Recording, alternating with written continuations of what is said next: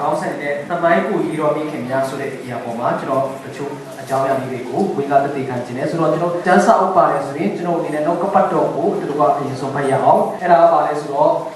တိမောသေဒုတိယဆောင်အခန်းကြီး1အငယ်9ကိုကျွန်တော်ဒီလိုဖတ်ရအောင်တိမောသေဩဝါဒစာဒုတိယဆောင်တိမောသေဩဝါဒစာဒုတိယဆောင်အခန်းကြီး1အငယ်9အားလုံးသိပြီလားကဲသိပြီဆိုဒီလိုဖတ်ရအောင်တိမောသေဩဝါဒစာဒုတိယဆောင်အခန်းကြီး1အငယ်9ကဲတင်းကိုသိမြင်ခြင်းကအလုံးလောသောစိတ်ရှိသဖြင့်၎င်းတင်းရဖွာအမိအိုနေနိုင်အရင်တည်ရောယုံကြည်ခြင်းကိုတော့ငါသဘောကျတဲ့အတိုင်းတင်တဲ့တည်ရောယုံကြည်ခြင်းစိတ်ကိုမှတ်မိသဖြင့်၎င်းနေညပြတ်ဆုကောင်းပတနာပြု၍တင်းကိုမချားနိုင်အောင်ပြီးဖြစ်၍ငါဘုရားကိုယ်ွယ်တဲ့အတိုင်းကိုတည်သောစိတ်စင်ကြယ်ခြင်းနဲ့တကွာငါကိုယ်ွယ်သောဘုရားတည်ကျေးဇူးတော်ကိုငါရှိပါ၏အာမင်နောက်တစ်ခုကျွန်တော်တို့ဓမ္မရာဇဝင်ပထမဆောင်အခန်းကြီး1အငယ်9ကနေ14ကိုတစ်ချက်လောက်တို့ဖတ်ရအောင်ဓမ္မရာဇဝင်ပထမဆောင်အခန်းကြီး1အငယ်9ကနေ14 10လောက်ကနေလည်းခိုင်လို့ရတယ်ကဲဖတ်ရအောင်ဟာနာဒီမြင့်မြတ်သောစိတ်နဲ့ထားပြီးဤများစွာကြတဲ့သာရပြားကိုစုပေါင်းတဲ့အခါကိုကောင်းကင်ဘုရားရှင်သာရပြားကိုရောဤကျွန်မကိုပေးရတော်မူပဲ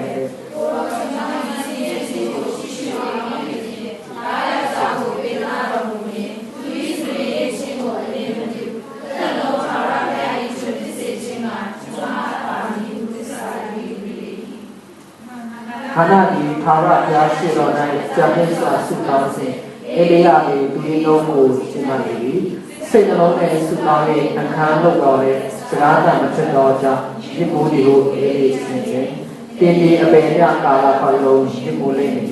တင်းဒီစပိကိုပဲရှောင်တော်ဟုတ်ဆို၏စဖယာဟာနာကလည်းဟုတ်ပါရှင်ကျမဒီစိတ်ကြီးနဲ့တော့မိမဖြစ်ပါ၏စပိကိုမတော့ပါတီတရက်ကိုမတော့ပါသာရပြားရှိတော်၌စိတ်လုံးကိုတွန်းတော်နဲ့နေပါ၏စဖယာအောင်ကိုရောဤကျွန်မကိုအဓမ္မမိမကိုမမှတ်ပါနဲ့နေတိုင်းဆရာကြောင့်ဝမ်းနဲ့ဆရာကြောင့်များဖြစ်ပြီးယခုတိုင်အောင်ရှောက်နေပါလေဟုပြန်ပြောတော့အေလိယကနေဝတ်စွာသွားတော့ယခုဆုတောင်းတဲ့အတိုင်းဣတိလအမျိုးကြီးကြားခဲ့ပေးသနာတော်မူပါစေတော်ဟုမဆို၏ဟာနာကလည်းကိုရောဤကျွန်မ၏ရှိတော်၌မျက်နာရပါစေတော်ဟုရှောက်ပြီးမှရှားနာတော်မျက်နာနဲ့တွား၍အစာစား၍ပြီးရင်ကျွန်တော်အငယ်19ဆက်ဖရအောင်သူတို့ဒီနာနဲ့ဆောဆောထားတဲ့သာရပြားရှိတော်၌ကိုးကွယ်ပြီးယာမမျိုး၌ရှိတော်မိမိအိမ်သို့ပြန်သွားကြ၏ထိုအခါအေလကနာသည်မဟာမေယယနဲ့ဆက်ဆံ၍သာရပြားအောင်ပြီးတော်သည်အာနာဒီပရိသေ၍ကာလချိန်ရှိတော်အခါတာယောက်ျားကိုဖွားမြင်ပြီးထိုသားကိုသာရပြားထံ၌ဆုတောင်းကြောင့်ရှေဝေလာအမိဖြစ်နေ၏ကျွန်တော်ဆုတောင်းမှာကိုရောဘာဒီအချိန်တိုင်းကျေးဇူးတင်ပါတယ်ကိုရောနောက်ကပတ်တော်အဖြစ်ကိုရောတာမီရောက်စီတဲ့လူအပ်တဲ့အရာများကိုရှင်းလင်းဆောင်ပြီးဝိညာဉ်တော်ဖျားကိုလည်းသုံးတော်ခံတဲ့ကျွန်တော်တို့ရှာပါစပြင်ဆင်ထားတဲ့အရာများကိုတိုးပြီးအလုံးလုံးတောင်းပါကိုရောကိုလွတ်လပ်စွာအလုံးလုံးမှုလုံးနာနေရပြီးအချိန်နဲ့တတလုံးစုံကိုနောက်ကပတ်တော်ကိုစက္ကဆုတော်အနန္တကယေရှုနာမ၌ဆုတောင်းစက္ကနာမိုင်းဖာပြခင်အာမင်ကျွန်တော်အနေနဲ့တချို့အရာလေးတွေကိုသမိုင်းကိုရေတော်ပြီးခင်များဆိုတဲ့အပေါ်မှာအနေနဲ့အခြေခံခြင်းနဲ့ဆိုတော့ Mexico နိုင်ငံမှာတခါ Ramonia Benolius ဆိုတဲ့မိန်းကလေးတယောက်အကြောင်းပေါ့နော်ကျွန်တော်သူ့ story တခါဖတ်ပူတယ်သူကအသက်16နှစ်လောက်မှာအိမ်ထောင်ပြုတယ်အိမ်ထောင်ပြုပြီးတော့မကြောက်ဘူးကလေးရတယ်သားယောက်ျားလေးသားနှစ်ယောက်ရတယ်ပြီးတာနဲ့သူ့ယောက်ျားလေးကွာရှင်းသွားတယ်ပေါ့နော်ကွာရှင်းပြီးတော့သူ့ရဲ့သားနှစ်ယောက်နဲ့သူကလည်းရမ်းငယ်ပြီး20ကျော်လောက်မှသူ့မှာသားနှစ်ယောက်နဲ့ယောက်ျားလေးကွာတယ်သူမက်ဆီကိုနိုင်ငံမှာသူ့သားနှစ်ယောက်ကိုကျွေးမွေးဖို့သူ့အိမ်ထောင်ပြပွဲတွေကပါသူတော်တော်လေးရုန်းကန်တယ်နောက်ဆုံးဒီမျိုးသမီးကပါဆုံးဖြတ်လိုက်တယ်ဆိုတော့ဒီတိုင်းမက်ဆီကိုနိုင်ငံမှာစစ်နေလို့ရှိရင်သူ့အနေနဲ့ဘာမှလုပ်လို့မရတော့ဘူးသားနှစ်ယောက်ကိုလည်းကြည့်ရမယ့်တာဝန်ရှိလာတော့သူ US Los Angeles ကိုပြောင်းပြီးတော့သူသွားတယ်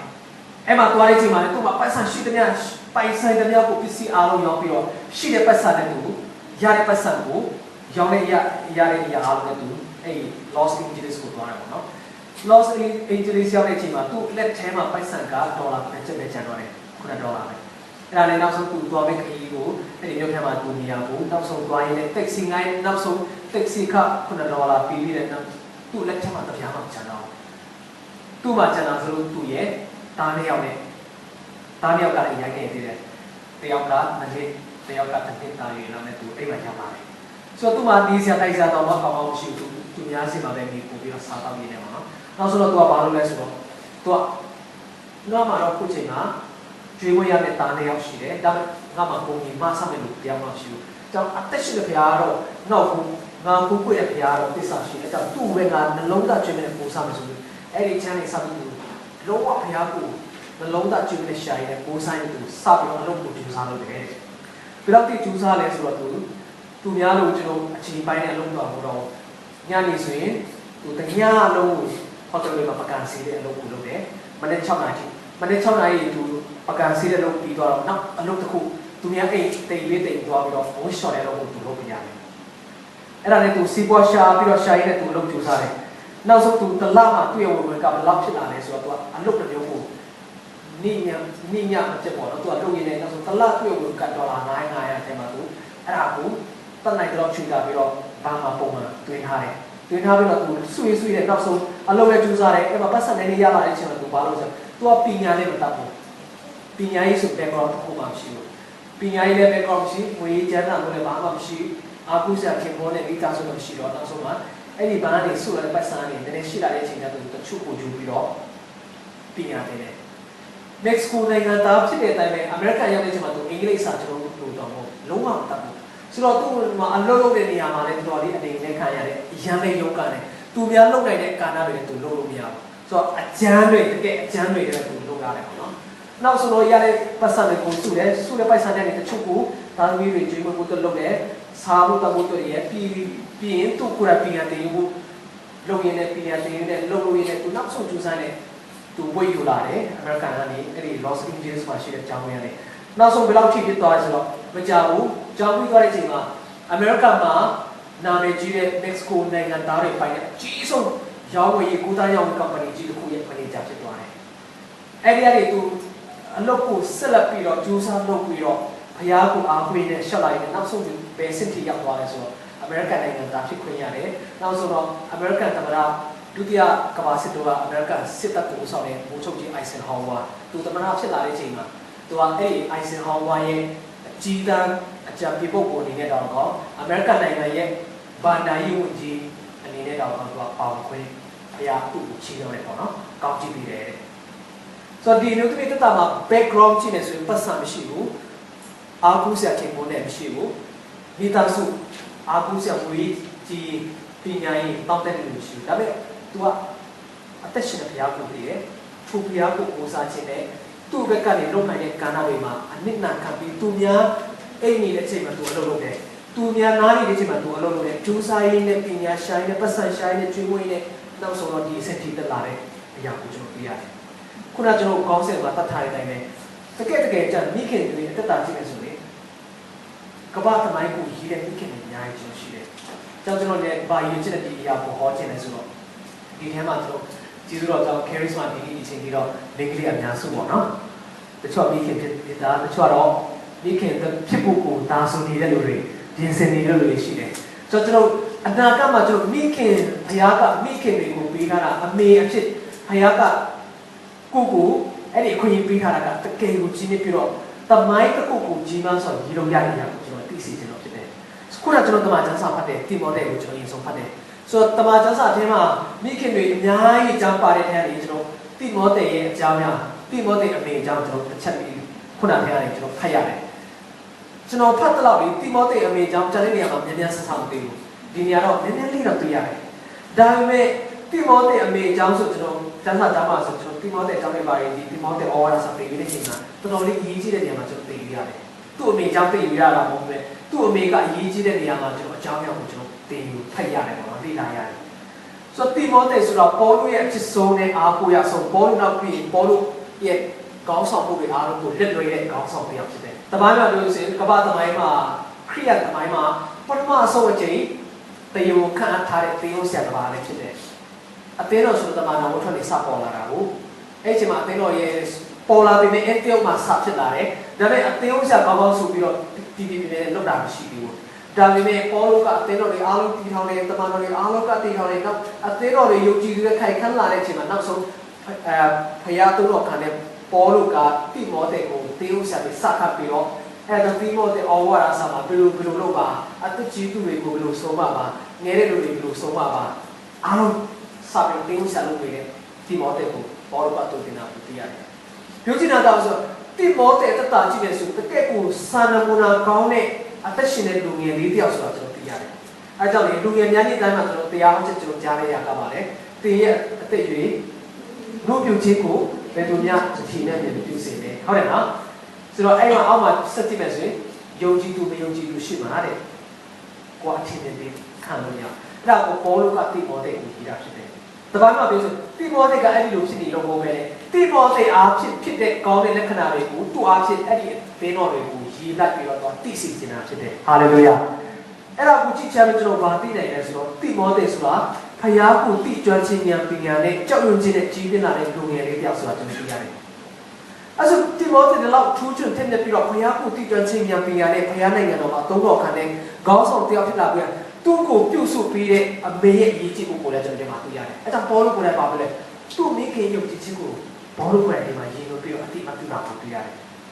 အဲ့ကြောင့်ကျွန်တော်ပြန်ပြီးတော့ဒီ commentary တွေမှာတိမောသေအကြောင်းကိုကြည့်တဲ့အချိန်ကျပါတွေ့ရဆိုသူ့အမေကတိမောသေကိုငယ်သူအသက်ငယ်တဲ့အချိန်ကနေကလေးရွယ်ကနေစပြီးနှုတ်ကပတ်တော်ကိုသင်ကြားပြီးတယ်ပြီးနှုတ်ကပတ်တော်ကိုအလွတ်ရွခိုင်းတယ်နှုတ်ကပတ်တော်သင်ကြားပြီးတော့ဘုရားကိုကြောက်ရွံ့ခြင်းအရာတွေနဲ့သင်ကြားပြီးတော့တိမောသေကသူ့အမေရဲ့ယုံကြည်ခြင်းအောက်မှာသူ့အမေရောသူ့အဖွားကတကယ်ယုံကြည်ခြင်းမှာစိတ်အားထက်သန်တဲ့လူတွေဖြစ်တယ်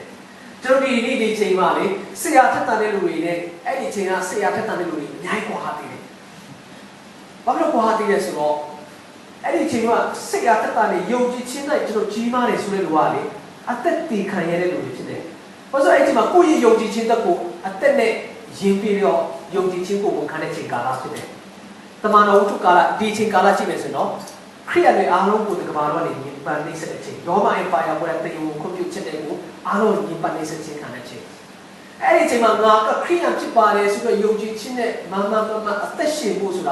မလွယ်ဘူးအသက်ရှင်ဖို့ဝန်ခံရတဲ့လူကလည်းအသက်ကိုရင်ပြီးတော့ဝန်ခံခြင်းဖြစ်တယ်ဒီနေ့ဒီချိန်ကလည်းကျွန်တော်ယုံကြည်ဖြစ်ပါတယ်ဆိုတော့အဲ့ဟာမတူတော့ဘူးเนาะအဲ့လောက်ယုံကြည်ခြင်းနဲ့ပြင်းထန်ပြီးတော့ဘုရားကိုတိကျခြင်းဉာဏ်ပညာနဲ့သားကိုသူတို့အဖွားနဲ့အမေရပါတော့ညီကို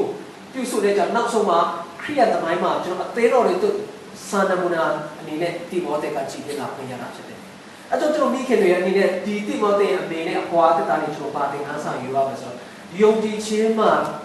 အားကြီးပြီးတော့ဆုတောင်းခြင်းနဲ့သူ့ရဲ့သားကိုပြုစုခြင်းအပြင်တိမောသေဆိုတဲ့အရာကကျမ်းစာမှာကျွန်တော်ယုံကြည်ခြင်းမှာခရိယသမိုင်းမှာအရေးကြီးတဲ့လူတစ်ယောက်ဖြစ်ကြည်ပြလာခွင့်ရတာဖြစ်တယ်။ဟာလေလုယာ။အဲ့ဒါမိခင်တွေလက်ထဲမှာပဲရှိတာဖြစ်တယ်။ကျွန်တော်တော်များများချိန်မှာလ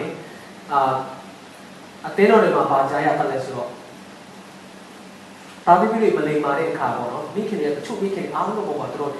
်များတယ်ဒါပေမဲ့အားလုံးတော့မဟုတ်ဘူးတချို့မိခင်တွေပါ complain တက်တယ်ဆိုတော့ဒီတော့မှာ service course ဆရာမတွေအသုံးချဘူးတဲ့သူတို့ကကျန်းစာလည်းကောင်းကောင်းမသိပြီးဘူးအိမ်မှာဘယ်လိုနေရမလဲထိုင်ရမယ်စားရမယ်ဆိုတာလည်းမသိပြီးဘူးတဲ့ဆိုပြီးတော့ဆရာမ service course ဆရာမတွေပေါ်မှာဆောရကတ်တွေခဏကြားရတယ်ဒီလိုလေဆိုအဲ့ဒီချိန်တိုင်းမှာကျွန်တော်စိတ်ထဲမှာပါပေါ်လဲဆိုတော့ဒါလည်းဟုတ်တော့ဟုတ်ပါတယ်ဒါပေမဲ့ service course ဆိုတာတပတ်မှတစ်ချိန်မှာတော့မှနှစ်နာရီချက်ဘူးဒါပေမဲ့တပတ်မှ9ရက်เนาะတရက်မှ24နာရီကိုကြီးခွင့်ရတာပြီးခဲ့တယ်ဆိုတော့တကယ်သားသမီးတယောက်လိမ်မာရေးချရှိဖို့ရလုံးရတာကဘုသူ့လက်ထဲမှာပဲရှိတယ်ဆိုတော့မိခင်ပေါ်မှာပဲရှိတယ်အမေများလက်ထဲမှာပဲပြန်အပ်ထားတယ်မနေ့က Facebook မှာတယောက်တင်ထားတာအားလုံးလည်းလုံးတယောက်ဒါပေမဲ့ဖိုင်ရတဲ့တော့ခွာရတယ်အမေဝန်ထမ်းလည်းရှိတဲ့ကလေးရဲ့တရားလေးကိုဖျားတဲ့စကားပြောရအောင်နော်တချို့လည်းဖတ်ပြီးသားဖြစ်မှာအဲ့သူတို့ကကြပြားလို့ဖွင့်ထားရတယ်အဲ့ကလေးရတဲ့သူ့ကိုမွေးပြီးသူကဖျားပြီးတယ်ကိုရောကျွန်တော်မွေးလာရင်ပေါ့နော်ကျွန်တော်ကိုဘယ်လိုကဗီဒီယိုဆိုင်မလဲတဲ့အဲ့ဒါလည်းဖျားစိတ်ကိုပူတယ်တဲ့ငါရဲ့ကောင်းကင်တမန်ကတင်းကိုကလေးဆိုင်နေတယ်အဲ့ဒါဆိုကျွန်တော်ကြီးပြလာတဲ့အချိန်ကျကျွန်တော်ကိုအနည်းကပဲသူကတုံတင်ပါတယ်ဆိုတော့ကလေးကပြီးတယ်သူကလေးကအမေပိုက်ချတယ်အဲ့ဒါလည်းဖျားငါ့ကောင်းကင်တမန်ကတင်းကိုအနည်းကပြုစုရမှာခိုင်းထားပြီးပြီတဲ့ လည်းနောက်ဆုံးပြီးတယ်အဲ့ဒီကောင်းကင်တမန်ကတူလဲဆိုတော့တင်းမင်းရဲ့အမေဖြစ်တယ်ပေါ့နော်ကျွန်တော်လည်းအဲ့ဒါအစောပိုင်းအပေါ်ပိုင်းဖတ်တော့ကောင်းကင်တမန်ဆိုတာကိုပြောချင်တယ်ပေါ့နော်ဖိုင်ဖိုင်အောက်မှာပြီးတော့အဲ့ဒီကောင်းကင်တမန်ကသူ့ရဲ့အမေဖြစ်နေတယ်ပေါ့နော်ဆိုတော့ကလေးမမွေးခင်ကလေးအမေကဘုရားကကောင်းဆုံးသူ့ကိုပြုစုပြုထားဖို့ပြီးထားတာကိုသိရတယ်တချို့မိခင်တွေပါတင်တယ်ဆိုတော့သားသမီးဆိုတာသူ့ကိုဘုရားကအပိုင်ပေးတယ်လို့ဖြစ်တယ်ဆိုတော့သူ့စိတ်ထဲမှာသူလွတ်လပ်တယ်လို့စိတ်ထဲမှာခံတယ်လောက်တတ်တယ်ဒါမိခင်များအားလုံးသိစီချင်တာလေသားသမီးဆိုတော့ဘုရားကကောင်းကြည့်ပြီးထားတာဖြစ်တယ်အပိုင်ပေးထားတာမဟုတ်ခဏလူဘဝမှာကိုပြုစုရဘုရားကကိုတောင်းပေးထားတာပဲဖြစ်တယ်ဟာလေလုယာအဲကြောင့်ကျွန်တော်တချို့အိမ်ထောင်တွေမှာပြဿနာဖြစ်တတ်တဲ့နေရာတွေရှိနေဆိုရင်အဖေလားအမေလားကသူ့အချိန်ကာလမှာမပြည့်စုံတဲ့ဆန္ဒတွေကိုပြည့်စုံတဲ့သူ့သားသမီးတွေဝေးလာတဲ့ချိန်ကျရင်အတင်းတွတ်ပြီးတော့လုပ်တတ်တယ်တချို့သားသမီးတွေကခံနိုင်တဲ့အများစုမှာဒါကြောင့်ပြဿနာဖြစ်တာတွေအများကြီးပဲကျွန်တော်အများကြီးတွေ့ရတယ်ပေါ့နော်ကြားရတယ်မြင်ရတယ်ကြားတဲ့စိတ်ကိုမြင်လည်းမြင်ရတယ်အဲကြောင့်ကျွန်တော်ဗာသိဖို့အရေးကြီးဆိုတော့ဘုရားကကျွန်တော်တို့ဒီသားသမီးကိုစိတ်ချလို့ပြတာဖြစ်တယ်ဒီကနေ့ပတ်မှာဆံမခါရအချင်းတပုံးဆိုရတယ်ကျွန်တော်နေရာဒီမှာဟိုပါဘီကျူနေမှာတော့သွားခဲ့လို့ဒီတာကိုင်ပြီးတော့သွားလည်းမှာပြခံနေဆိုတော့မှာတော့သူစိတ်လေးလို့ဖြစ်မှာပေါ့မှာဒီတာကိုင်ပြီးတော့ပါချင်းထဆိုလဲဆိုဘုရားတစ်ချက်လည်းဟိုလည်းဘုရားတစ်ချက်ထမ်းနေပဲသူဟိုဝိုင်စီကိုထမ်းနေတယ်ပြီးတော့လူတဲ့ချမ်းမတကောမတဲ့လူတဲ့တရားပြည့်ချူပေါကအဲ့ချက်လေအဲ့ဆိုလိုက်တော့အိုးလူကတဲ့ဆယ်နှစ်လောက်ကဝိုင်စီပွဲနဲ့ကျွန်တော်ရမ်းကြိုက်တဲ့ချင်းတွေဆိုတော့လေဆိုတော့အဲ့ပြန်လာတော့လေစားသားတော့ကွာဒီခေတ်ကာလနဲ့ပြန်ပြီးတော့ remind လုပ်ရပါတော့ကျွန်တော်ဆိုဒီနေ့တရားအောင်တယ်စဉ်းစားကြရရှင်းအချက်တစ်ခုအဲ့ရနေပြီးတယ်ဘာလို့ဆိုတော့မိခင်ဆိုတာဒီတကယ်ကိုပြည့်တယ်နော်မိခင်ဖြစ်ခွင့်ရတယ်ဆိုတော့လူတိုင်းဖြစ်ခွင့်မရဘူးနော်တချို့အထင်နဲ့ကလေးတဲ့ချင်းယူနေဟာနောက်3မိနစ်မှယူတယ်လေဟာကိုပိုင်တာကြတယ်တကယ်ကိုရမလားမရတော့ဖျားပေးတာမပြီးဘူးဆိုလည်းရှိသေးတယ်တချို့ကကိုယ့်လက်ထဲမှာရှိတယ်ရချင်တဲ့ချိန်တိုင်းရနိုင်တဲ့ချိန်တာဟုတ်ဘုရားကစိတ်ချဘူးဒါပေမဲ့မရသေးလို့လည်းဘုရားကစိတ်ချတာတော့မဟုတ်ဘူးပေါ့နော်ဘုရားမှာအချမ်းရှိတယ်သူချင်တာကသိချင်တာမိခင်ဘဝဆိုတာတကယ်မဖြစ်တယ်ဆိုတော့သိချင်တာတချို့ကကိုမသိတော့ဘူးဘုရားကိုယူပြီးမို့လည်းမရှိတော့တဲ့ချိန်မှာဖြစ်သွားတယ်ကိုချိန်မှာကိုချက်ချတာတွေကလေးကလာသားတွေဘိုက်ထဲမှာရှိတဲ့ချက်သားတွေအဲမှာချဲနေစပြီးကိုချက်ချတဲ့အများကြီးကြားရတယ်မြင်ရတယ်တွေ့ရတယ်ပေါ့နော်ဆိုတော့ကျွန်တော်အဲ့ဒါတွေကဘုရားတကယ်သိစေချင်တာကျွန်တော်ဒီထဲမှာအားလုံးသိစေချင်တာပေါ့နော်သားသမီးဆိုတော့ဘုရားရှင်ကကျွန်တော်အမွေကောင်းဖြစ်ပေးထားတာဖြစ်တယ်တချို့ကသားသမီးခုနကပြောသလိုဒီထဲမှာတော့ရှိမှာမဟုတ်ဒါပေမဲ့ကျွန်တော်သိစေချင်တာခုကဘာကြီးအရင်စူးရုံနေတဲ့ကြောင့်အမေရိကန်ကစားကျွန်တော်ဒီလိုပြည်စနိုင်ငံမှာတတိသားတွေကိုတဝီတယုံပြက်ကြဖွင့်ပေးထားတယ်လူတမချက်လူပြည်တာမှာတော့ဒါတယုံနဲ့အဖြစ်မဟုတ်ဘူးဒါကြောင့်ကျွန်တော်အားလုံးကိုပြန်ပြီးလုပ်ချင်တာဖရားရဲ့ပြည်တာမှာတော့ဒါအဖြစ်နော်လူတချက်လူချင်တာမိခင်ဘဝကတကယ်ပုံပဲလေအဲကြောင့်ယောက်ျားလေးတွေကလေးခွေးလို့မှမရတာဟုတ်တယ်နော်မိခင်တွေမိန်းကလေးတွေလည်းကလေးခွေးလို့ရတယ်။အော်ဆိုအဲ့ဒီတကူဘုရားကအဲ့ဒီနှလုံးသားပေးထားတယ်။အဲ့ဒီတလူကတဲ့အရေးချင်းပေးထားတယ်။အဲ့ဒီတလူကတဲ့အရာလို့ဘုရားရှင်ကမိန်းကလေးတွေမှာပေးထားတယ်။ကြောင့်မိခင်ဘဝဆိုတာတကယ်ပုံပဲလေ။အကြောင်းယုံကြည်သူတွေထဲမှာကျွန်တော်ဒီအရာတွေကိုရှာနိုင်ဖို့လည်းကြိုတင်ပြီးတော့တတိပေးခြင်းတယ်။ကြားနေရတယ်မြင်နေရတယ်ယုံကြည်သူထဲမှာလည်းရှိတယ်။ဆိုတော့တို့ဒီအရာကိုသိစေတယ်ပေါ့နော်။ဆိုတော့တို့ကလေးရလာပြီဆိုတော့ခုနတိမောသေအမေနဲ့အပွားတို့ကောင်းဆုံးဘုရားကိုတည်ကြခြင်းမြတ်ပေးရတဲ့ကျွန်တော်သူ့ကိုပြုစုလဲဆိုတချင်ညံ့ဒီလိုကလည်းကပတ်တမိုင်းကိုရေးတဲ့လူပြောင်းဖြစ်နိုင်တယ်ဆိုတော့ကျွန်တော်ဘုရားကအဲ့ဒီတော့ကိုပြုစုခွင့်တမိုင်းကိုရေးကိုလက်ထမှာပေးထားတာဖြစ်တယ်ဟာလေလုယာနောက်နေ့ခင်ဗျားကိုကျွန်တော်ကြည့်အောင်ခုနဟာနာဆိုတော့ကျွန်တော်ဒီတိလာလို့လည်းသူတို့ရည်ကြီးမှုတစ်ခုပါလဲဆိုတော့ကလေးမရတဲ့မိန်းကလေးတွေဆိုရင်သူတို့ကအထင်မြင်သေးတယ်ဒါအားလုံးသိကြတာသူတို့ culture တွေအသိစိတ်ပြောတော့ဆိုတော့အိမ်ထောင်ပြီးကလေးမရနိုင်ဘူးဆိုသူတို့ကအထင်မြင်သေးခံရတယ်အကြောင်းယာကုပ်နော်မိန်းလေးသူ့မိန်းမတရားပြောတယ်နော်လေယာနဲ့ဗာလဲယာခိရာတယောက်ကလေးရတယ်မြေမအရင်တယောက်နော်ကလေးတယောက်ရတဲ့အချိန်မှာတယောက်ကမနာလို့ဖြစ်တယ်လေဆိုတော့အဲ့လောက်ထိပြင်းထန်တယ်သူကစိတ်ကဆိုတော့သူတို့ယဉ်ကျေးမှုကအဲ့ဒါမျိုးဆိုရင်သူကပြဿနာတာနဲ့ပြဿနာဟိုငြိမ်ရတာလေအဲ့ဒါအိမ်ပေါ်မှာအများကြီးပုံတည်တယ်ကျွန်တော်ဟာနာတာမှကြည့်မယ်ဆိုဟာနာကိုလည်းချစ်ချစ်ကလေးမျိုးဒါပေမဲ့သူ့ခင်ကိုသူ့ယောက်ျားတော့သူ့ရန်ချစ်တယ်แล้วตัวคดีချစ်မရနိုင်ဘူးနောက်ဆုံးသူစိတ်အားငယ်ပြီးတော့သူ့ရဲ့နောက်သူ့ရဲ့ဒီနောက်တယောက် tu kebe nak paya tiap kali tu kecil sokai tu kuning ya sahaja nak sokai tu baru le paya bi mana tu apa yo paya jangan mana tu long dah jen me paya tu ni asu kau sekarang ni nak suruh terus pernah macam sana apa paya paya syuk kau cipi le tu apa tu le paya ka ini tari ubi ya su paya tu ubi ya su gedi le tu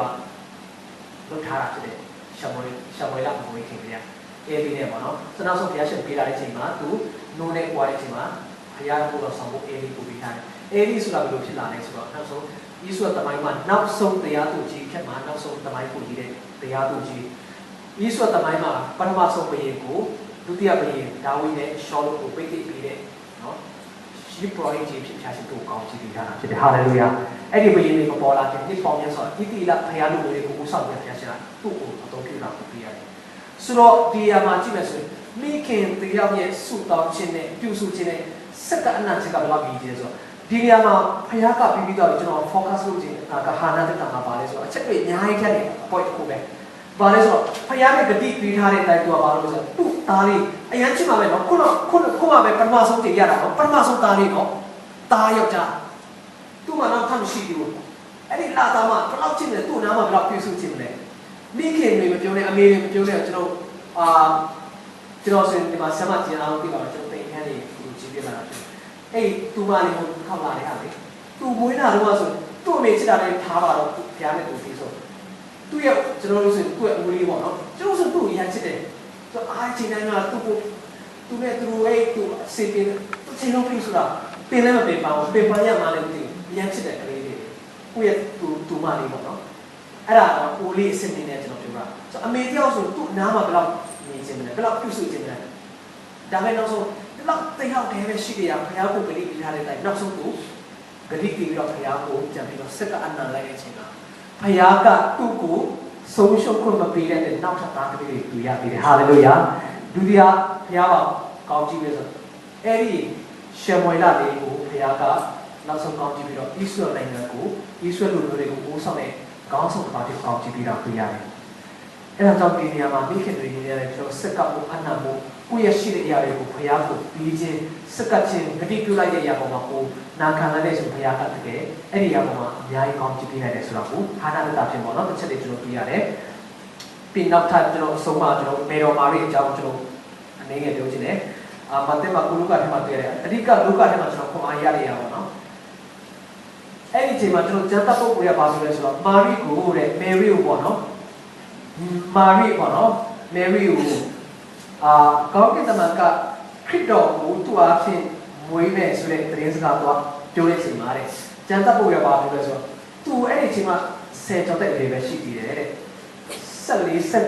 sengaja cuma sih dia sudah tu jual thara dia commentary dia bawa no. Ada saya dia sini cara. So terbawa bahasa tu terongnya dia. Kali dia aku, yang jam sih ni.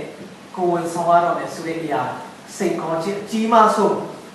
atek ku yang piro doa me yang ku, mari kat langsung ye so kita yang kat, cuma sana mulai usia, terkup sih deh. Ini yang kali kebat tamai tu kulo ku yang benar sini Yesus kita ku mui pau tu leh jasa tu tu pikiran sih deh. Haleluya. Tua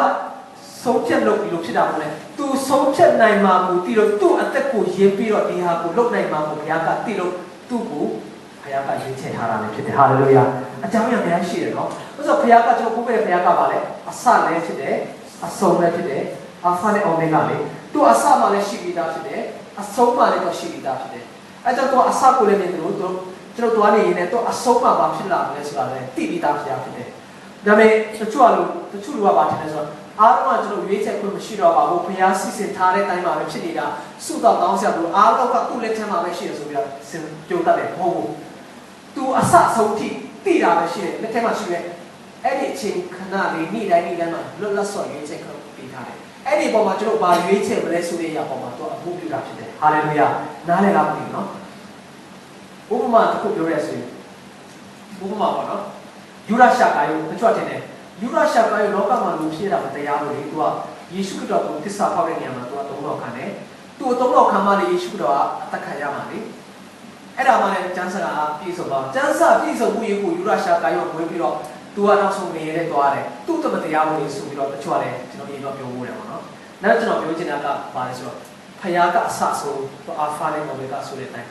ယူရရှာကာယုကခရစ်တော်ကိုတပ်ပြရသူကဖယားကသူ့ကိုဖန်ဆင်းတာမဟုတ်ယူရရှာကာယုကသူ့ဆုံးဖြတ်ချက်နဲ့တနေ့မှာခရစ်တော်ကိုအနံ့မယ်ဆိုတာကိုဖယားသိတာဖယားကတိလို့ဖယားကခွင့်ခမတလို့တော့ဖြစ်တာမဟုတ်ဖယားကသူ့ရဲ့လွတ်လပ်စွာရွေးချက်ပုံပေါ်မှာဒီလိုဖြစ်လာတယ်ဆိုတာကိုတိလို့သူတင်ပြောထားတာရှိတယ်ကျူတင်ပြောလို့သူကလုပ်တာမဟုတ်ဘူးဖြစ်လာမှာကိုတိလို့ပြောတာဟာလေလုယာအဲ့ဒီလိုပဲမာရိတခြားအီတလနိုင်ငံမှာကျွန်တော်ကျမ်းစာကျမ်းမှာပါတယ်ရဆိုအဲ့ဒီချိန်လုံးမှာ prophet တွေကျူတင်ဟောထားတဲ့အတိုင်းမေရှိယကမွေးလာမယ်ဆိုတာကဣသရေလနိုင်ငံလုံးမှာအရင်ပြည့်နေတယ်အဲ့ကြောင့်တချို့မိန်းကလေးတွေဆိုသူတို့အယုံထားပြီးတော့မေရှိယဘယ်သူစီကနေမွေးလာမယ်ဆိုတော့အားလုံးကစိတ်ဝင်စားတယ်အဲ့ကြောင့်တချို့မိန်းကလေးတော်များတော့အဲ့ချိန်ကာလတော့တကယ်ဖြစ်နေတဲ့အရာပဲနော်ပြန်ပြီးတော့ဇာတ်ပုတ်ကပြန်လေ့လာခြင်းပါလို့ဆိုသူတို့ကိုယ်တော်ဆောင်ပေးတဲ့ကိုယ်ဆောင်ပိုက်ကြီးတဲ့ဟန်ဆောင်ပြီးတော့လုပ်တဲ့လူတွေအများကြီးရှိတယ်တဲ့ဆိုတော့မေရှိယမွေးလာမယ်တယောက်အားဖြင့်မွေးလာမယ်ဆိုတော့အားလုံးကသိထားတယ် prophet ပြုတဲ့အချိန်ချက်ထားတဲ့အချိန်တွေရောက်နေပြီ prophet တွေပြောထားတဲ့အားလုံးအချိန်ကိုက်နေတဲ့အားလုံးကတည်းကစိတ်ဝင်စားပြီးတော့ဘယ်သူအားဖြင့်ဖြစ်လာမယ်ဆိုတော့သူစိတ်ဝင်စားနေတဲ့အချိန်မှာဖြစ်တယ်အဲ့ဒီအချိန်မှာမိန်းကလေးများစွာထဲနေပါပြီးတော့ဖခင်ကမာရိကိုရွေးချယ်ထားတယ်မာရိကကျွန်တော်ကိုချိန်မှာတော့အေးစီးပဲလေခရစ်တော်ကိုခေါ်လာမှကျွန်တော်ရွေးချယ်မှာပဲပြောနိုင်တယ်ဒါပေမဲ့အဲ့ဒီအချိန်မှာမေရီကအဲ့ဒီအချိန်သူသိတာဘာမှမရှိဘူးเนาะဒါပေမဲ့သူသိတာပါလေယောက်ျားเนาะယောက်ျားမယူမဲ့တဲ့အိမ်ထောင်မပြုတ်သေးပဲနဲ့ကိုရရဆိုဘိုင်တော့ရ worshiping ရကိုတတ်ခံရမှာသိကြတာတရားမှတရားတတ်ခံရခံကောင်းခံနိုင်တယ်မဟုတ်ဘူးခံချင်မှခံတယ်မဟုတ်ခံလို့ခံရတယ်ရတော့သိကြတယ်ရောတဲ့တူလည်းမထပ်ပြီလေတော့တူလည်းမထပ်ဘူးဆို worshiping ကြတာမာယနာဆိုတော့ဂဲနဲ့အတတ်ခံတာတော့ဂဲနဲ့ပြတ်တတ်ခံရမှာအားလုံးကဂဲနဲ့ပြတ်တတ်ရမှာဆိုတော့အသက်ကိုယဉ်ပြီးတော့အသက်ကိုသူရင်းပြီးတော့ဖခင်ရဲ့စကားကိုနားထောင်ရတာဖြစ်တယ်။အဲဒါကြောင့်ဒီဟာကိုဖခင်ကကြိုတင်သိလို့လေမေရီကိုမာရိကိုရွေးချယ်ထားတာဖြစ်တယ်။ဟာလေလုယာ။အဲ့ဒီဟာမှာဆိုတော့သူ့အသက်ကိုပြီးတော့ဒီကလေးနဲ့ပြုစုဖို့မေရီလုပ်မယ်ဆိုတာပြီးတယ်။နောက်ဆိုတော့ခရစ်တော်ကသူ့အဖြစ်ဝင်လာတယ်။တစ်ချိန်မဟုတ်ဘူး။နောက်တစ်ချိန် fire hero မင်းကြီးကတတ်ချင်တယ်။အဲ့ဒီချိန်မှာနောက်တစ်ချိန်ခရစ်တော်အတွက်ကိုသူကချက်ပြီးတော့သူအသက်ကိုနော်လူပြေသူပြန်လုပ်ပေးရတယ်။ခရစ်တော်ဝေဖွာလာတဲ့အချိန်မှာဆိုရရကသူအကျဉ်းချင်းခရစ်တော်တက်ကိုတားလေဒီဖျားပြီးထားတဲ့အရာတွေကိုသူကတာဝန်ယူနိုင်တဲ့မြင့်ခင်ဆိုတော့ဖျားတိအကြောင်းသူ့ပေါ်မှာဒီကောင်းကြီးဒီကြီးမားတဲ့လောကတစ်ခုကိုကယ်တဲ့ခရစ်တော်ပြန်လို့အောက်ခံပြီးတာဖြစ်တယ်။တောင်မေရီကလည်းကမ္ဘာသမိုင်းမှာသမိုင်းခုကြီးတဲ့မြင့်ခင်ကြောင့်မှာပါတာဖြစ်တယ်။ဒါတခုသိစီချင်တာပေါ့နော်။ကျွန်တော်လောကကိုကယ်တဲ့ခရစ်တော်ဖြစ်တယ်။အဲကြောင့်မေရီကကယ်တဲ့နာတော့မဟုတ်ပြန်ဘူး။အဲ့ဒါလည်းသိစီချင်တယ်။တချို့ကကျွန်တော်ကျွန်တော်လူသဘောဖြစ်တဲ့အတိုင်းတားတော်ကိုတိုက်ရိုက်သွားခွင့်မရတော့အင်တာဗတ်ပြီးအမေးစင်ကြီးသွားလိုက်ရဆိုတော့သူ့သားဆိုသူနိုင်တယ်ပေါ့နော်အဲ့လိုလဲသွားတယ်ဖခင်အဲ့လိုတိုက်ရိုက် I know way the truth the light လေငါဒီလမ်းကြီးဖြစ်တဲ့တမန်တရားဖြစ်တဲ့ဆိုတော့အသက်ဖြစ်တဲ့သူ့ကိုတိုက်ရိုက်သွားလို့ရတယ်တခြားလားမရှိဘူးသူ့ကိုလည်းလမ်းကြီးမေရီလည်းလမ်းမို့ကျန်တဲ့ဟာလည်းလမ်းမို့ခရစ်တော်ကလည်းလမ်းကြီးဆိုတော့တိုက်ရိုက်အဲ့ဒါကိုသိစီတယ်ဒါတော့ဆိုတော့ကျွန်တော်မိခင်အချက်များကြီးထဲကနေကျွန်တော်ဒီတိမောသေရဲ့အမေဒီလူကြပါတယ်ဟာနာရှမွေလာရဲ့အမေတတိယကမေရီမာရီပေါ့နော်ခရစ်တော်ရဲ့အမေဆိုသူတို့သူများအားဖြင့်ကျွန်တော်ကြည့်မယ်ဆိုရင်ဖခင်ကဒီလူတွေကိုရွေးချယ်တဲ့နေရာမှာသူတို့ဖခင်ပေးထားတဲ့သားသမီးတွေကိုအကောင်းဆုံးပြုစုပြီးထောင်မယ်ဆိုတဲ့အရာပေါ်မှာဖခင်သိတယ်သူတို့ကလည်းဖခင်ပေးထားတဲ့တာဝန်ကိုကြည့်တယ်အဲကြောင့်ဓမ္မသစ်မှာပါတွေ့ရတယ်ကောင်းသောဘာသာဆိုဖြစ်ဖို့ဖခင်ရှင်အားလုံးကိုအတူရရှိတယ်ဟုတ်တယ်နော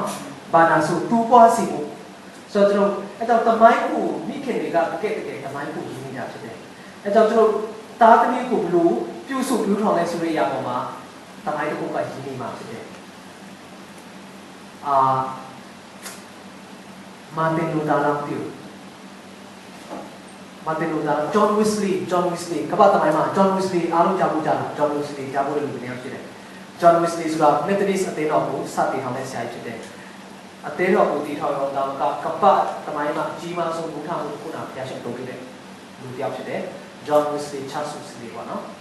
ဆိုတော့သူကဖျားရှင်ကဘာလို့ပြန်ကောင်းကြည့်ပြီးတယ်ဆိုတော့ John Wesley တို့ရဲ့အမေအကြောင်းဆိုတဲ့ကပ္ပတမိုင်းမှာတော်တော်လေးပြောဖြစ်တဲ့အရာတွေဖြစ်တယ်ပြီးခင်များလေးမှာတော်တော်များဆရာတွေပြောတဲ့အကြောင်းများပါတော့ John Wesley တို့အမေဆိုသူ့ဒီကိုဘာလို့လဲညံ့များတယ်ဆင်းရဲတယ်ဒါပေမဲ့ John Wesley တို့အမေကငယ်ငယ်ကလေးကသူ့သားတွေကိုဖျားသူပြီးဘူး နှုတ်ကပတ်တော်ကိုသင်ပေးတယ်ဆုတောင်းတာသင်ပေးတယ်သူကိုယ်တိုင်ညတိုင်းဖျားရှိဖို့တာကိုစောင့်ပေးတယ်နောက်ဆုံးကျဂျွန်မစ္စလီတို့ကကြီးပြလာပြီးတော့နောက်ဆုံးကပ္ပတမိုင်းမှာရည်ကြီးတဲ့နေရာမှာကပ္ပတမိုင်းကိုပြောင်းပြန်လာတဲ့နေရာဖျားရှင်သူတို့ကိုပြုတာဖြစ်တယ်ဟာလေလုယာပြီးတော့ဂျွန်မစ္စလီကခါပါပြီးလို့ဆိုကျွန်တော်အမေလောကမှာတဲ့အမေများအားလုံးကကျွန်တော်အမေလိုဖြစ်တယ်ဆိုကပ္ပပေါ်မှာထောင်မရှိတော့ဘူးတဲ့ကျွန်တော်အမေကဲတော့ပေါ့နော်လောကမှာရှိတဲ့အမေအားလုံးကကျွန်တော်အမေကဲတော့ဖြစ်တယ်ဆိုကပ္ပတစ်ခုလုံးမှာထောင်ဆိုတာရှိတော့မှာမဟုတ်ဘူးတဲ့အဲ့လောက်ထိပြောတယ်ပြောချင်တာကပါဆိုသားသမီးတွေကိုကြီးပြင်းလာတဲ့ဆိုတဲ့နေရာပေါ်မှာမိခင်လက်ထက်မှာပဲရှိတယ်မိခင်တွေကသားသမီးပေါ်မှာရေးချယ်တဲ့ထားတဲ့ပုံစံတိုင်းသူ့သားသမီးတွေကတမိုင်းတစ်ခုကိုရေးနေတာဖြစ်တယ်ဟာလေလုယာဆိုတော့မိခင်တော်မိခင်တွေအားလုံးကိုကတမိုင်းတစ်ခုကိုရေးခွင့်ရတဲ့ potential ရှိတယ်ဆိုတော့ကျွန်တော်ဒီနေ့လောကပတ်တော်ဖြစ်သိစီခြင်းနဲ့တခုပေါ့နော်ကပ္ပတမိုင်းမှာကျွန်တော်ဒီနေ့အားကစားဝါသနာပါတဲ့သူကသိလိမ့်မယ်ဝီလမာဆိုတဲ့မိန်းကလေးပေါ့နော်အဲ့ဒီမိန်းကလေးကအဲ့ဒီမိန်းကလေးကလူမဲဖြစ်တယ် US နိုင်ငံနေပေါ့နော်အဆန်အာဖရိကနိုင်ငံမှာတကယ်ဆင်းရဲတဲ့မိသားစုတွေကြီးတင်လာတာဖြစ်တယ်အဲ့ဒီဝီလမာဆင်းရဲလို့သူတို့မှစားစရာတော့မှတနေ့မှအနိုင်နဲ့စားနေတယ်ဆင်းရဲတဲ့ညီကိုမောင်တို့မှဆင်းရဲတဲ့ကြားတဲ့ညီကိုမောင်တို့မှအယောက်22ယောက်ရှိတယ်အဲ့ဒီ22ယောက်ထဲမှာသူက12ယောက်ဖြစ်တယ်အဲ့ဒီဝီလမာက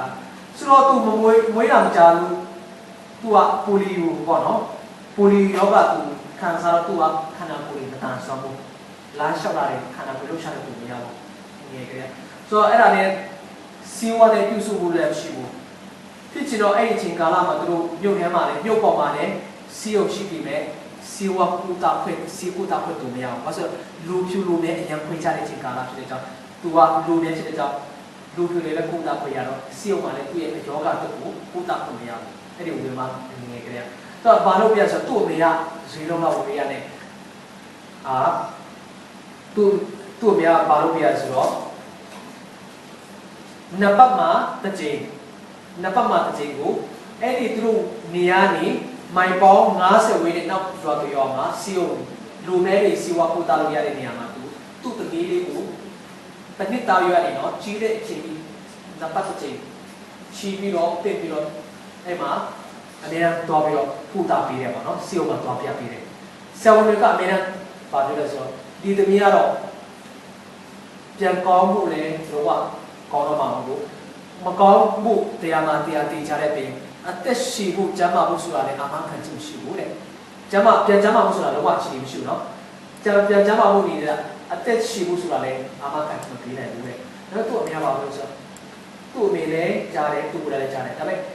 သူ့အမေကဘာလို့ဆိုတော့ဆရာဝန်ကဒီလိုပြောပြီးမယ်ငါတို့ဘိုးခွေတဲ့ခင်ဗျာကဖတ်နိုင်တယ်သူ့တမီးကတော့လမ်းတော့ချောင်းတယ်ဆိုတော့သူ့အမေကြီးလို့ကြီးတာငါနဲ့တာမကြီးစင်တာမသူကြီးတော့အဲ့မိုင်ပေါင်း50လောက်ဝေးတဲ့နေရာသူ့အမေတော့ပြီးတော့လိုက်ပို့ပြရတယ်စီအောင်မှာတော့ပြရတယ်နောက်ဆုံးတော့သူ့အမေကအမေကသူ့တမီးလေးကြားအောင်ပါတော့တင်ပြီးဆိုငါသမီးကပြန်ချမ်းသာနေတယ်အရာတက်တယ်ငါသမီးပြန်ချမ်းသာနေတယ်ငါသမီးကကိုများလို့ပြေးနိုင်တယ်ဆော့နိုင်ရတယ်ကစားနိုင်ရတယ်လမ်းတော့ရှောက်နေတဲ့တမီးလေးနော်စက်နေတာဘာမှမလုပ်နိုင်ဘူးလမ်းလည်းရှောက်လို့မရအဲ့ဒါနဲ့ကိုကတကြီးပြီးနဲ့ဘုရားလည်းသူတို့စုပေါင်းခြင်းယုံကြည်ခြင်းနဲ့ဝန်ခံခြင်းကောင်းကြည့်ပြီးတော့နောက်ဆုံးကိုအမေရဲ့ယုံကြည်ခြင်းကြောင့်ပေါ့နော်နောက်ဆုံးဒီတမီးလေးကဘာဖြစ်လဲဆိုတော့တကြီးပြီးသူလမ်းလျှောက်တင်လာတယ်ခန္ဓာကိုယ်တကြီးပြီးလှုပ်ရှားတတ်လာတယ်နောက်ဆုံးဘယ်လောက်ထိဖြစ်သွားလဲဆိုတော့ပိုလီယိုယောဂနဲ့အသက်ကြာရှိဖို့တော့အာမခံချက်ရှိတဲ့ဒီဝေမာကနောက်ဆုံး1960ကမ္ဘာအိုလံပစ်မှာစေတစိတ်စုအများစုကိုရတဲ့ပထမဆုံးစံချိန်တင်တဲ့မိန်းကလေးဖြစ်တမိုင်းဝင်သွားတာဖြစ်တယ်ဟာလေလုယာနော်လမ်းမလျှောက်တဲ့ဝေမာတတဒီလောက်ထိကမ္ဘာတမိုင်းမှာစံချိန်တဲ့တမိုင်းတစ်ခုကိုကြီးပြရရောက်နိုင်ဖို့ရပြုစုပြုထောင်ပေးတာကသူ့အမေယုံကြည်ခြင်းသူ့အမေရဲ့အနိနာခံခြင်းဖြစ်တယ်အကြောင်းမိခင်တွေမှာဒီလုံနိုင်တဲ့အရာတွေအများကြီးရှိတယ်ဟာလေလုယာအကြောင်းဖခင်တွေမှာမရှိတဲ့အရာတွေမိခင်တွေမှာရှိတယ်နော်ဒီနေ့ပါစာကြောင်းပြောတာအရာမှန်တယ်အဖေတွေကနေအသက်ကြီးလာပြီဆိုရင်သူတို့နားမှာပြုစုပါလေတားယောက်ျားလေးတွေကဘယ်လောက်ပဲခွင့်ရရ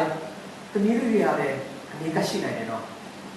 အဖေတွေကလည်းတမီးလေးတွေပဲပုံအားကိုတတ်တယ်ဟိုတမီးတွေလုတ်တတ်တဲ့ရနဲ့ကျန်တဲ့ရတွေလုတ်တတ်တာလည်းဘူးပြောချင်တာကမိန်းကလေးတွေကဘုရားရှိခိုးအဲ့ဒီမိခင်ဖြစ်ခွင့်ပိုတဲ့ချက်ပေးထားတာဖြစ်တယ်မိခင်ရဲ့သဘောတရားဝါတွေစိတ်နဲ့စိတ်ထားတဲ့အရေးချင်းနဲ့အားလုံးပေးထားတာဖြစ်တယ်အဲဒါကြောင့်သူများနဲ့မတူဘူး ခုချိန်မှာနော်လေအင်္ဂါတွေဘယ်လောက်ပဲခွေးစိတ်ခွေးခဲ့ဘယ်လောက်ပဲပြောင်းလဲပြောင်းလဲရယောက်ျားလေးကမိန်းကလေးနဲ့သားသမီးမွေးရဆိုတာခါမှမရှိဘူးလေကျွန်တော်အားလုံးပြောင်းလို့ရတယ်ဒါပေမဲ့မွေးလို့မှမရတာဟုတ်တယ်နော်ဒီနေ့ချိန်တို့ကလာတဲ့အချိန်မှာတော့ဘယ်လိုဖြစ်လာလဲမသိဘူးဒါပေမဲ့မွေးဖွားခွင့်မရှိဘူးပေါ့နော်မွေးလို့မရအောင်ဆိုတော့အဲ့ဒါတွေလည်းဖျားရှင်းတကယ်မုန်းမြောက်ပေးထားတယ်ဆိုတော့အသေးတော့မှနားမယ့်ချိန်မှာကျွန်တော်ယုံကြည်တယ်လာမယ့်နေ့မှာခုနကဒီမှာစုတော်ကောင်းကြည့်တဲ့အချိန်မှာသူကချင်းလို့ဆိုတော့နားမလဲနားလည်းမဟုတ်ဘူးကလေးငယ်ဆက်ကစုတော်အနံ့ချင်းစီစဉ်နေပါဒီတော့မှလုပ်ပြီးဖျားရှင်းကောင်းကြည့်ပြီးပါတဲ့ဟာလေလုယာဆိုတော့လာမယ့်ချိန်မှာကျွန်တော်စာစကူလည်းရှိတယ်ကလေးငယ်တွေလည်းရှိတယ်ကလေးငယ်တွေလေးမှရေးချရှိလာလိမ့်မယ်ပြီးရင်ကျွန်တော်တကယ့်ကိုအသေးတော့မှနောက်ဆုံးတော့ကာလဒုထချင်းနဲ့ရေးသိချင်းမှာပေါအောင်မဲ့လူငယ်အနာဂတ်လူငယ်များစွာကိုဝေထုတ်လာမယ်နော်ကြီးပြင်းလာပြုစုမယ်မိခင်တော်တွေဒီမှာရှိနေကြတယ်ဆိုတော့ကိုယုံကြည်ခြင်းနဲ့ကျွန်တော်ဒီနေ့ဝန်ခံပါတယ်ဟာလေလုယာဒီနေ့လည်းဝန်ခံစီခြင်းနဲ့အဲ့ဒီကောင်းခြင်းနဲ့တော့ကပတ်တော်ဖြစ်ရစတဲ့အပေါ်မှာဖျားရှင်ကောင်းကြည့်ပေးပါစေအားလုံးဖျားရှင်ကောင်းကြည့်ပေးပါစေ